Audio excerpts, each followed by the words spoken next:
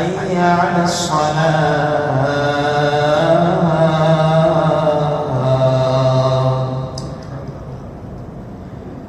حي على الفلاح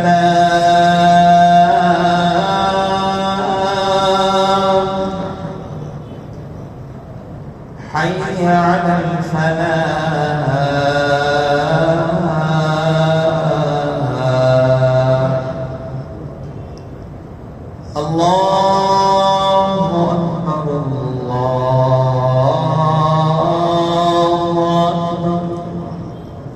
ഈ പുണ്യങ്ങളുടെ പൂക്കാലത്തിൽ നിന്നും ഇനി നമുക്ക് അവശേഷിക്കും.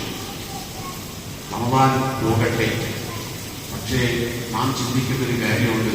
ഇനി റമദാൻ തിരിച്ചു വരും. റമദാൻ തിരിച്ചു വരും. അന്ന് നാം ഉണ്ടാകുമോ എന്നാണ് നാം ചിന്തിക്കുക.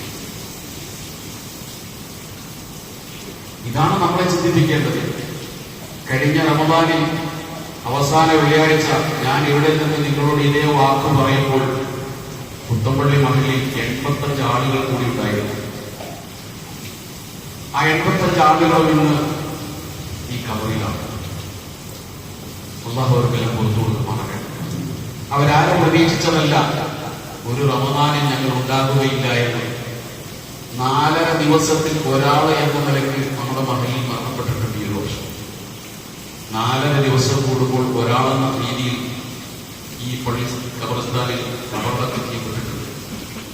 ഇത്രയും മരണം നമ്മുടെ മഹലിൽ ഉണ്ടായിട്ടുണ്ട്. ഈ വിശുദ്ധ റമദാനിനെ സ്വീകരിക്കാൻ ഭാഗ്യം കിട്ടാതെ ഇത്രയും മനുഷ്യന്മാരുടെ അവരെല്ലാവരും എന്റെ ഈ പ്രസംഗം കേൾക്കുന്നുണ്ട്. അത് കേൾക്കുമെന്ന് നമ്മൾ പഠിപ്പിച്ചത് റസൂലുള്ളാഹി സ്വല്ലല്ലാഹു അലൈഹി വസല്ലം. നിങ്ങൾ മയ്യിത്തിനെ കബറടക്കിയിട്ട് പിന്തിരിഞ്ഞു പോരുമ്പോൾ നിങ്ങളുടെ ചെരുപ്പിന്റെ ചവിട്ടടി ശബ്ദം പോലും ആ മയ്യിത്ത് കേൾക്കുമെന്ന് റസൂലുള്ളാഹി സ്വല്ലല്ലാഹു അലൈഹി വസല്ലം പറഞ്ഞിട്ടുണ്ടെങ്കിൽ എന്റെ ഈ പ്രസംഗവും ഈ വിശുദ്ധ റമദാനിൽ ഇവിടെ നിന്ന് പറഞ്ഞതെല്ലാം ആ മരണപ്പെട്ട് കിടക്കുന്ന ആളുകൾ കേട്ടിട്ടുണ്ട്. അത് വിശ്വസിക്കണം നമ്മൾ. പക്ഷേ കേട്ടിട്ടുണ്ട്, അവർ ഉൾക്കൊള്ളുന്നുണ്ട്, പക്ഷെ അവർക്ക് ചെയ്യാനാകില്ല. ഇപ്പോഴും കേൾക്കുന്നുണ്ട്, നമുക്ക് ചെയ്യാനാകും, പക്ഷെ നമ്മൾ ഈ പറയുന്നത് ഉൾക്കൊള്ളുന്നില്ല. ഇതാണ് നമ്മളും അവരും തമ്മിലുള്ള വ്യത്യാസം. അതുകൊണ്ട് ആയുസ്സിങ്ങനെ മുറിഞ്ഞു പോയിക്കൊണ്ടിരിക്കുക. നമുക്കും മരിച്ചേ പറ്റും. കൊല്ലുമെന്നലയിലാണ്. എല്ലാവർക്കും മരണമുണ്ട്.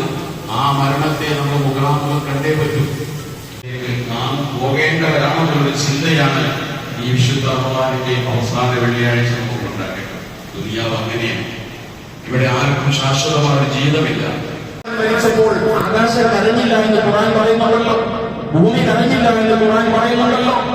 ആരെങ്കിലും മരിച്ചാൽ ആകാശം കരയുമോ റസൂലേ? ആരെങ്കിലും മരിച്ചാൽ ഭൂമി കരയുമോ നബിയെ? അതിന് മുത്ത് റസൂൽ പറഞ്ഞ മറുപടിയുണ്ട്, അതെ, ആകാശം കരയുന്നൊരു മരണമുണ്ട്, ഭൂമി കരയുന്നൊരു മരണമുണ്ട്. ഇദാ മാതൽ അബ്ദു സ്വാലിഹ്, ഒരു നല്ല മനുഷ്യൻ ഈ ഭൂലോകത്ത് നിന്ന് മരിച്ചു പോകുമ്പോൾ അവന് പരിചയമുണ്ടായിരുന്ന ഭൂമി, അവന്റെ വീട്, അവന്റെ പള്ളി, അവനിരുന്ന സ്ഥലം, അത് കരയും. അന്ന് കരയും. ആകാശവും കരയും. അവന് പരിചയമുള്ള ആകാശം കരയും. അവൻ ബന്ധപ്പെട്ട ഭൂമിയും കരയും. അതുകൊണ്ട് ഭൂമിയെ കരയിപ്പിച്ചുകൊണ്ട് യാത്രയാകണം. മരിച്ചേ പറ്റൂ. പക്ഷെ മരിക്കുന്ന സമയത്ത് നമ്മുടെ ഉറ്റവരും കൊടിയവരും അറിഞ്ഞില്ലെങ്കിലും നാം നമസ്കരിച്ചിരുന്ന സ്ഥലം കരയണം. നമ്മൾ നോക്കി പ്രാർത്ഥിച്ച ആകാശം കരയണം. ഇങ്ങനെ കരയിപ്പിച്ചുകൊണ്ട് ഈ ഭൂമി ലോകത്തുനിന്ന് യാത്ര തിരിക്കാൻ ആർക്ക് കഴിയുന്നുവോ അവനോട് അല്ലാഹു പറയും, ശാന്തി അടഞ്ഞ നഫ്സേ, നിന്റെ റബ്ബിന്റെ അടുക്കലേക്ക് വരിക, നിന്റെ റബ്ബിന്റെ അടുക്കലേക്ക് വരിക.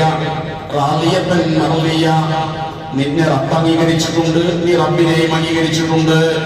ഇങ്ങനെ പറയുന്ന ഒരു അവസ്ഥ നമുക്ക് ഉണ്ടാകണം. അതുകൊണ്ട് സഹോദരങ്ങളെ, വിശുദ്ധ റമദാനിന്റെ അവസാന വെള്ളി, ഇനി നമുക്കുള്ള 2 ദിവസങ്ങൾ ഒരു പുനർവിചാരണക്കുള്ള ദിവസങ്ങളാണ്. ഒന്ന് തിരിഞ്ഞു നോക്കുക. ഇത്ര നോമ്പായല്ലോ, എന്തെങ്കിലുമൊക്കെ എന്റെ നോമ്പിൽ പ്രശ്നങ്ങൾ ഉണ്ടായിട്ടുണ്ടോ, പാളിച്ചകൾ ഉണ്ടായിട്ടുണ്ടോ? ഞാൻ എല്ലാ തറാവീഹിലും നമസ്കരിച്ചിട്ടുണ്ടോ? എന്റെ ജമാഅത്തുകൾ എനിക്ക് കൃത്യമായി ലഭിച്ചിട്ടുണ്ടോ? എന്റെ സക്കാത്ത് ഞാൻ കൊടുത്തു വീട്ടിയിട്ടുണ്ടോ? സദഖകൾ ഞാൻ എത്ര കൊടുത്തിട്ടുണ്ട്? എന്റെ നോമ്പിനെ നഷ്ടപ്പെടുത്തുന്ന എന്തെങ്കിലും സംഭവിച്ചിട്ടുണ്ടോ?